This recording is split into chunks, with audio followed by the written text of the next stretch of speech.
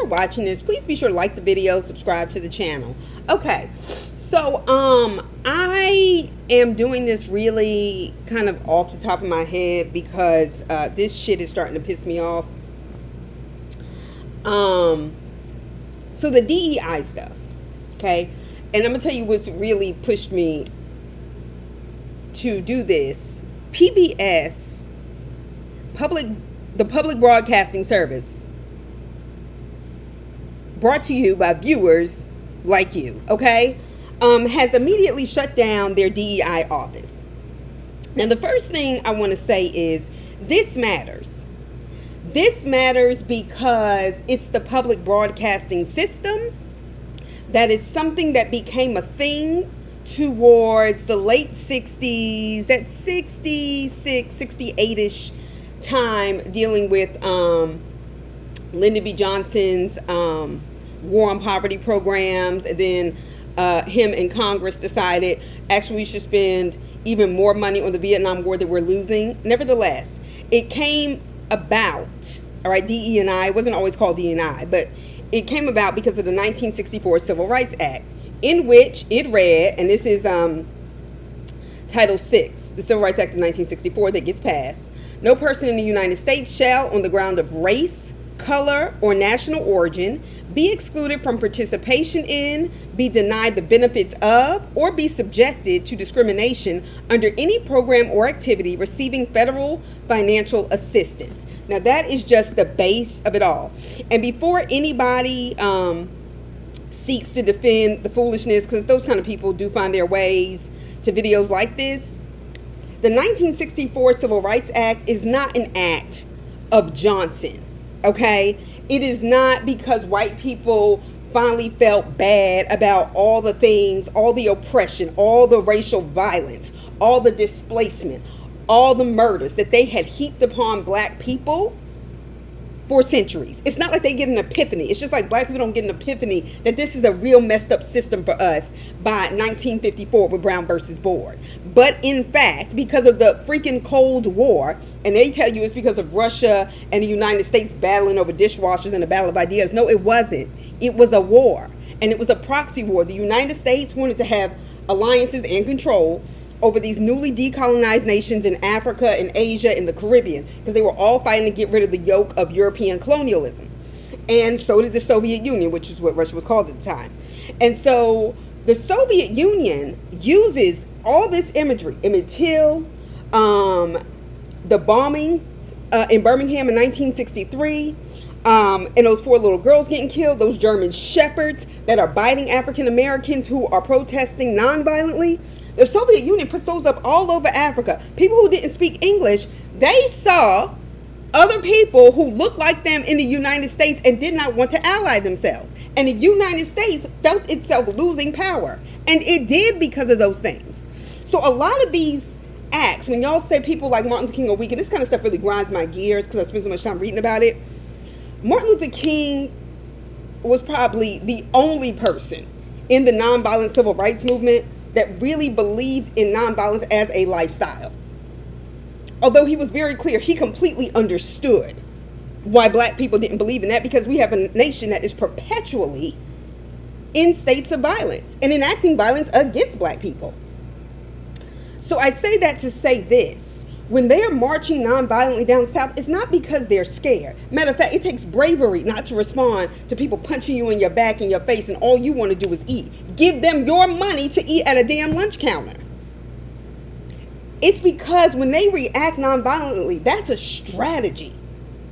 So you have to realize the rise of international media by 54, 55, these images, and this is why black press is so important. Jet magazine showing Emmett Till's face, that doesn't just go to the black people who subscribe to John H. Johnson's magazine. No. They have subscribers all over the world, and they are putting this in newspapers throughout Europe, Africa, Asia, all these places. And they are incensed that here y'all are, especially after World War II, talking about y'all are spreading democracy and freedom everywhere, and this is what y'all doing to y'all's people? Oh no. So the Civil Rights Act, see, the more nonviolently they behaved and went after things, prayed in, kneeled in, were asking and demanding their rights based on a constitution that was in print, And it's the highest law of the nation. I don't care what anybody tells you.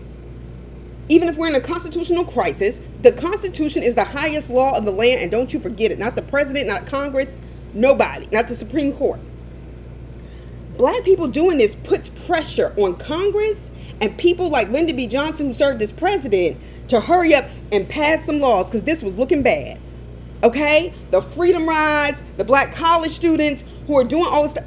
The rest of the world is going off. Johnson had to sign that because black people were pushing him, and black people specifically.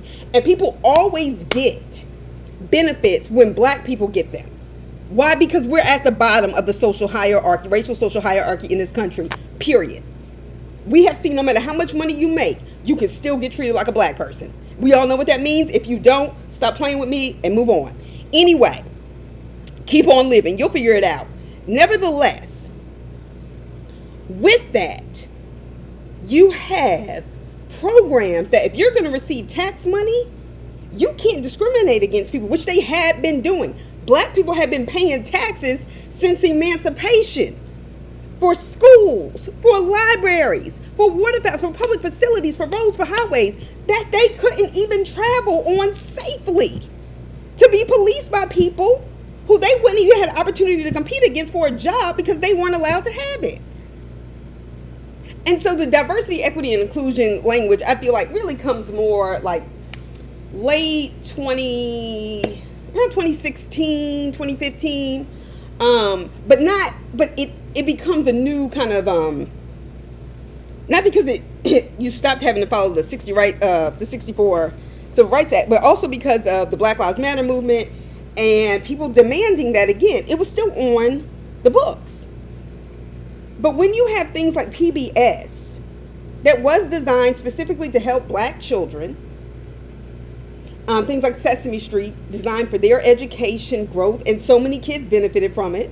The Mr. Rogers, the Reading Rainbows, even though that was in the 90s. To shut down your DEI office is a huge statement. Because here you are, a member of the federal government, receiving public money that we pay into, and you're shutting it down, saying diversity, equity, and inclusion don't have a space here. And we all know, it's just like the people that were going around saying they were colorblind, black people included, during that Bush era, and everybody is just against gays, and we shouldn't see race, we should all come together. And the whole time they was tearing us up, and you had the 2008 financial crisis. Don't be stupid again. Don't. Okay, so DEI became the new kind of phrase, but it was still based off the same thing. In 2020, it's not like they gave us a lot. We asked over and over again in protest, where they killed us for saying stop killing us. Okay? They gave us Juneteenth. Donald Trump gave us troops to come and storm over us while we protested. Things like George Floyd and Breonna Taylor. That was a bloody summer, but it was with our blood, not with theirs. And now you want to add insult to injury. And I know for a fact that males receive, right? You talk about Civil Rights Act. White women have benefited from 1964 Civil Rights Act and affirmative action programs more than any other group. Okay? And fought the least.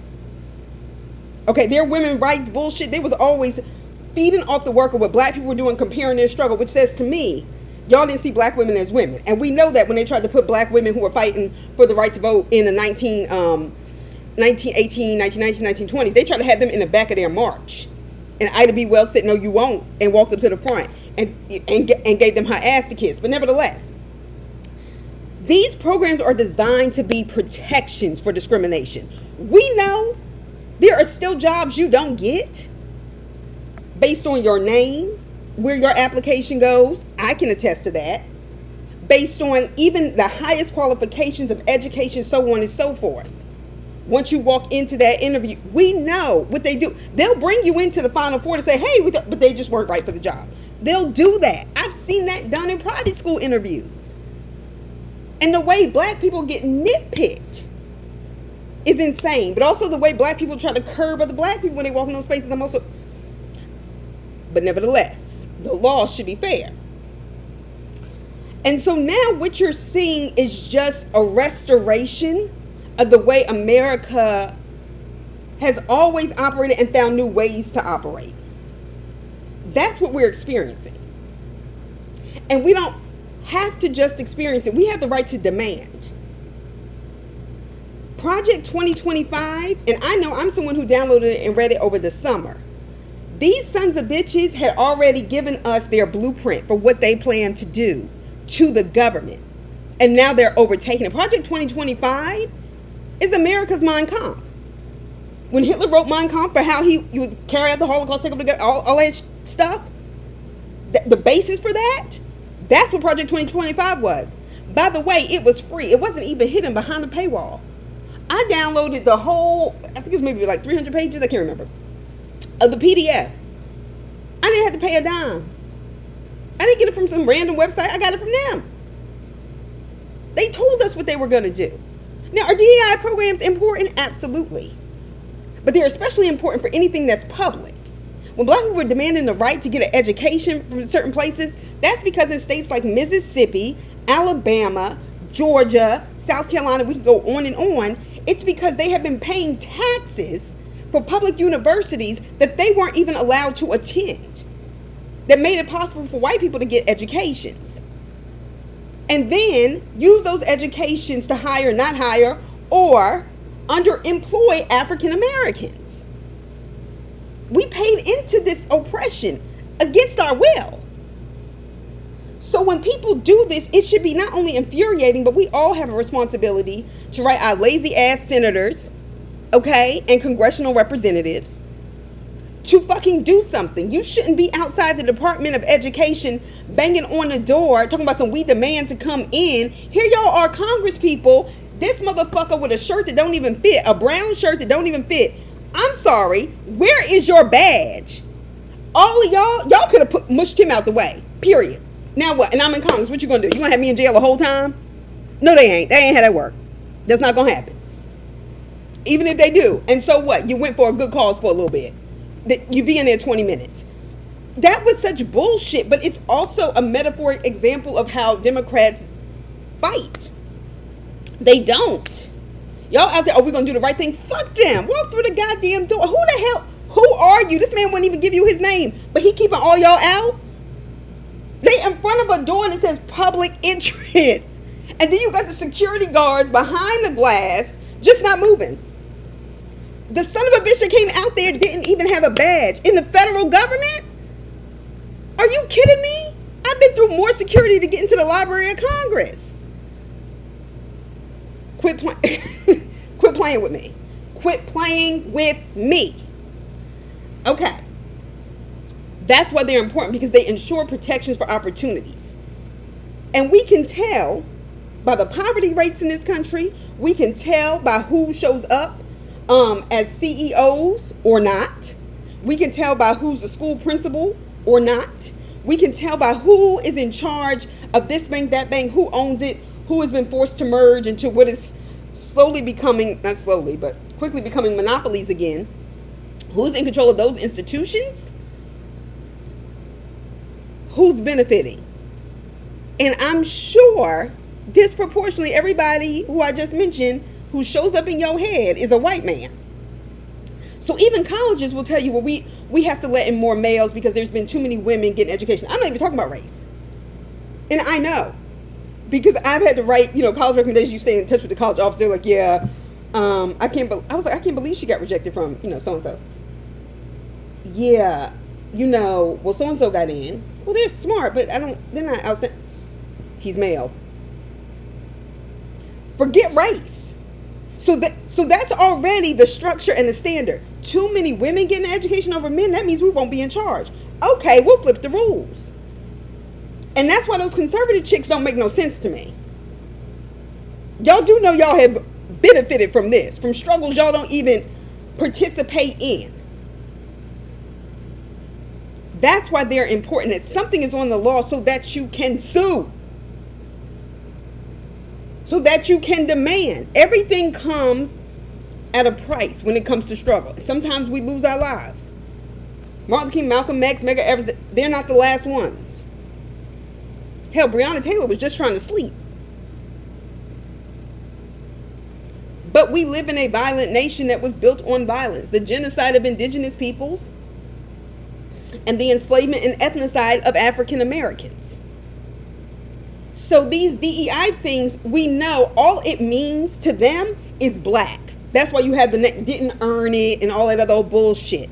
No, the fact that white people were only competing with white people until like the early 70s, because it took a second for that stuff to get passed into law. I mean, to really start, making people practice it. So that to me is a small pool. You didn't have to compete with the brightest minds across the country who you had purposely undereducated. No. You were competing with other white minds, and somehow we have been brainwashed. Not somehow. We've been brainwashed over the centuries to believe that white people are somehow inherently superior. And that's the damage with not having education. And let me tell you something. Nobody breaks their neck to keep you from having things if they really believe you can't attain it.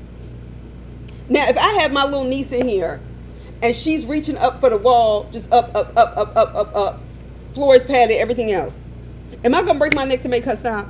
Knowing she can't knock down no pictures? No. That's what you do when you're scared. And that's all the more reason to fight for it. And this whole attitude of, well, I got mine, so you get yours, that's some bullshit. And I think we have really perverted some of these things.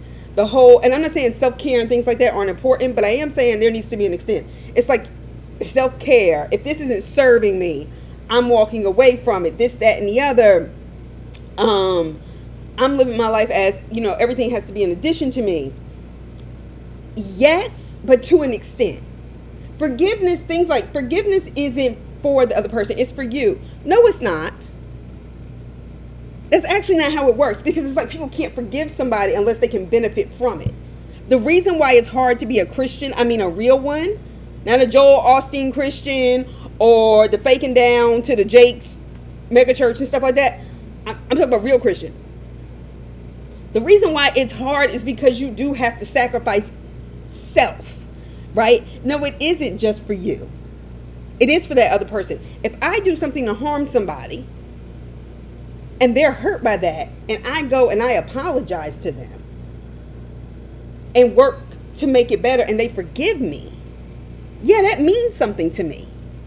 So it can't just be about you. And so I think this has created this perpetual cycle of really loneliness, because everybody can only be around people if they can extract something. And the bottom line is these kind of things don't get fought by just one person. No, you may not be the head of the movement. Yeah, you may go down in history and people may not know and call your name at special celebrations every year. But if you live the life you're supposed to, you have to sacrifice something to fight for the education of others. I know I've been passed over for promotions, for standing up for kids that were being mistreated at school, especially black ones who were on scholarship, ones who were getting called out of their name by different teachers and things like that. Oh, we'll take care of it. We'll make sure, we pass her over for this. Sucks. But could I go to sleep knowing I was playing, shucking, and jiving while kids were harmed and nobody was there to take up for them? No, I can't. I can't.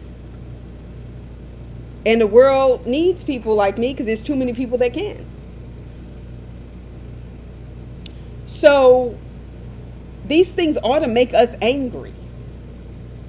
And we have to understand all the sacrifices that came with it. Christianity is not a weak religion. Matter of fact, it's a bloody one. Jesus died on the cross. A horrible death, and knew he was going to die. So we could skip the Passover and the blood is already covered. Martin Luther King gave his life and his blood. You think he wanted to do that? He may have been called to do it, but you think he really wanted to do that? He said over and over again, I don't have a martyr complex. I want to live long. But there are times when history seizes you. And so we all have a responsibility in this. And I just want to say this, and I know people are going to get upset and mad, but the truth is the truth. I know black women, y'all keep repeating this, and it's wrong. It's wrong. That we're the most educated group in the United States. No, we are not. Y'all, we're not. Like, we're like, we're not.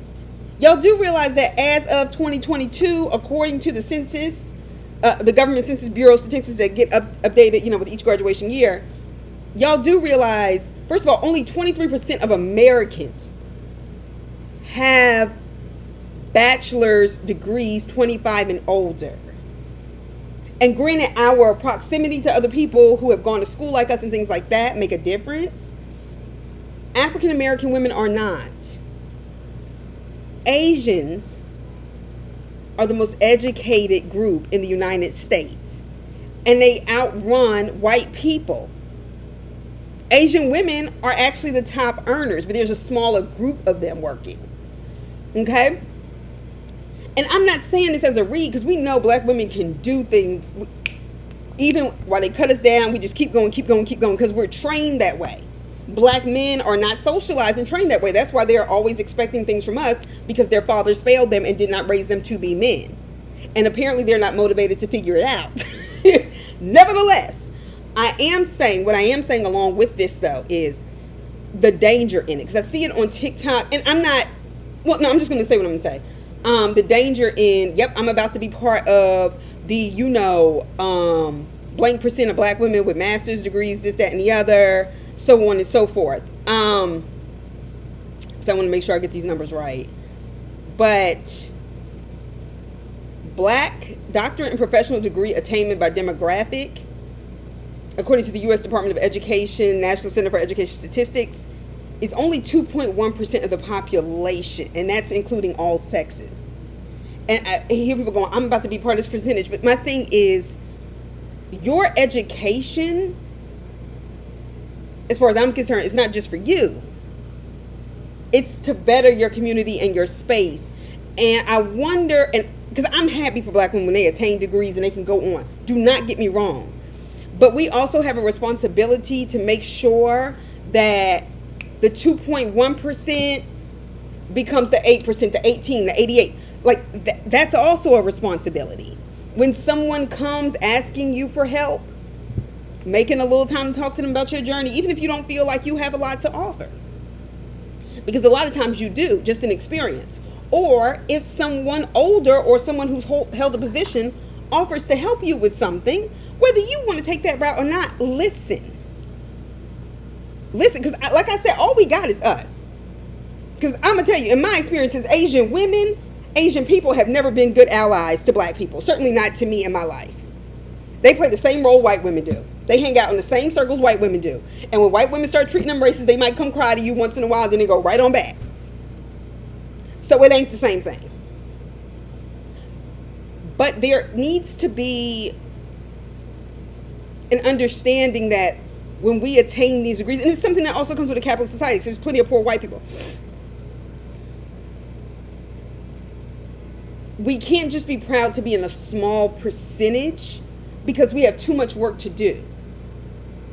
So for every black woman like me who got a PhD, and I finished mine when I was 27, right? Had to figure it out. Had to go get a job, figure it out. They weren't giving out professorships, even when you applied in disproportionate number. And people will hire white people to do black people stuff all the time, which is what happens. And I had to figure it out. And part of that would have been a bit more helpful if there wasn't so much tension between the few black women I did run into at UCLA going through the graduate experience, or not wanting to identify with other black people, so on and so forth. But nevertheless, I say that for me, yes, I attained those degrees, right? But for every me, there were classes, groups that were coming behind me in those PhD programs with no black women, or one. And I did everything I could to support her, because, and a lot of stuff she was telling me, even though she was in a different field of history, was the case for me. And to help somebody else is really going to be key, and to push back against them. Yes, they're going to lie. Yes, they're going to tell you you're wrong, you're stupid, gaslight you, make you feel unwanted at work. That's what they do. And it's unfortunate. It doesn't feel good. And like we expect racism, but it never stops it from being like a dagger. It should be, if you have any esteem, any dignity, any pride in yourself. But my point is, if you have somebody like me that has degrees, I promise you, there's still another 200 black girls somewhere in a 1,000-mile radius who's not going to get that opportunity, who doesn't know to seek that opportunity, who won't have mentorship for that opportunity. And so it can't just be about, oh, look at me, I'm so great and so educated, and I'm part of a small percent. No. I'm not proud of the small percentage. Grateful that God sent me through. Grateful I have an opportunity to use it. But it should always, you never go up without taking somebody else with you. In the words of Nikki Giovanni, and quite frankly, every other black person that has taught me and trained me since church. Because church started before school. You always take somebody else with you.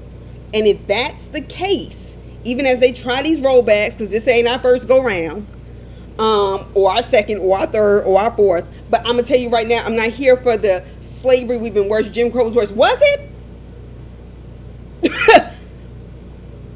It was bad. But the whole idea that things have just gotten progressively better and hasn't retracted to a degree, we can't keep doing that. There should be a standard for us to have equity in this system. After being owned by people for 2.5 centuries. They have a whole office for Jewish reparations in New York. And the Holocaust did not happen here. I'm not saying that people don't deserve it from Germany. But if they can get those millions of dollars, y'all playing in our face. Because this is our home too. We're citizens. We're born here. These other people that's getting deported that voted for this, shame on you. I hope you learned your lesson. Because when I say DEI, that's what they were thinking too. That's for black people. We know the bad shit happens to us. But at least y'all got a country to go back to. Where the hell we gonna go? Jail. That's where they gonna send us. And ain't nothing worse than American jail. Shit, at least you get to go back over there. I do think it's bold when the Colombian president says he's angry at, Donald Trump, just like the Mexican president was during the Bush era, and said, well, Mexicans do the job African Americans are too lazy to do. Sir, lazy where? And this was back in the early 2000s. I remember being in high school and being like, you call it, and your response is to call black people lazy. Meanwhile, you're the president of Mexico and can't offer jobs to the people in your own damn country, sir.